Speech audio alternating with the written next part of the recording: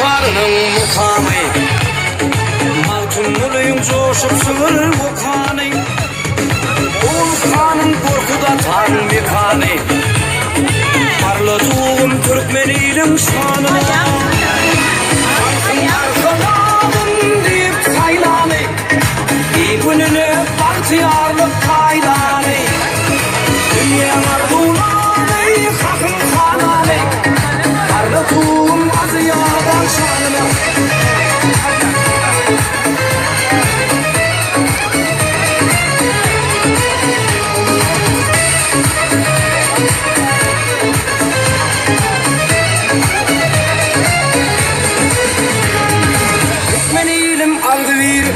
Amandır, Yediz vatan arzulanın zamandır, Azatlı ve erkinliği ayanır,